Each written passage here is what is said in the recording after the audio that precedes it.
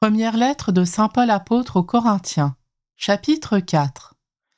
Que l'on nous regarde donc comme des auxiliaires du Christ et des intendants des mystères de Dieu.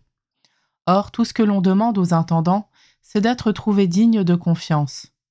Pour ma part, je me soucie fort peu d'être soumis à votre jugement ou à celui d'une autorité humaine.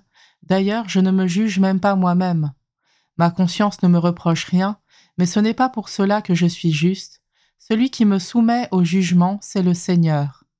Ainsi, ne portez pas de jugement prématuré, mais attendez la venue du Seigneur, car il mettra en lumière ce qui est caché dans les ténèbres, et il rendra manifeste les intentions des cœurs. Alors, la louange qui revient à chacun lui sera donnée par Dieu. Frères, j'ai pris pour vous ces comparaisons qui s'appliquent à Apollos et à moi-même. Ainsi vous pourrez apprendre de nous à ne pas aller au-delà de ce qui est écrit, afin qu'aucun de vous n'aille se gonfler d'orgueil en prenant le parti de l'un contre l'autre.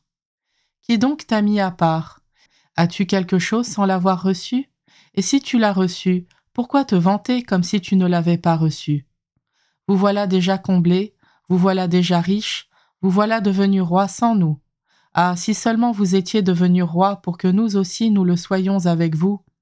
Mais nous, les apôtres, il me semble que Dieu nous a exposés en dernier comme en vue d'une mise à mort, car nous sommes donnés en spectacle au monde, aux anges et aux hommes. Nous sommes fous à cause du Christ, et vous, vous êtes raisonnables dans le Christ. Nous sommes faibles, et vous êtes forts.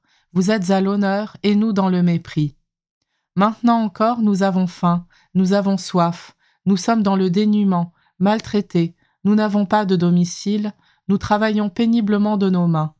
On nous insulte, nous bénissons, on nous persécute, nous le supportons. On nous calomnie, nous réconfortons. Jusqu'à présent, nous sommes pour ainsi dire l'ordure du monde, le rebut de l'humanité. Je ne vous écris pas cela pour vous faire honte, mais pour vous reprendre comme mes enfants bien-aimés. Car dans le Christ, vous pourriez avoir 10 000 guides, vous n'avez pas plusieurs pères. Par l'annonce de l'Évangile, c'est moi qui vous ai donné la vie dans le Christ Jésus. Aussi, je vous en prie, imitez-moi.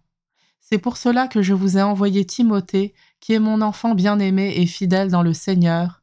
Il vous rappellera les voies que je trace dans le Christ Jésus, telles que je les enseigne partout dans toutes les églises. Pensant que je n'allais pas venir chez vous, quelques-uns se sont gonflés d'orgueil. Or, je viendrai bientôt chez vous, si le Seigneur le veut, et je prendrai connaissance, non pas de ce que disent ces gens gonflés d'orgueil, mais des actes dont ils sont capables. Car le royaume de Dieu ne consiste pas dans la parole, mais dans la capacité d'agir. Que préférez-vous? Que je vienne chez vous muni d'un bâton, ou avec amour et en esprit de douceur?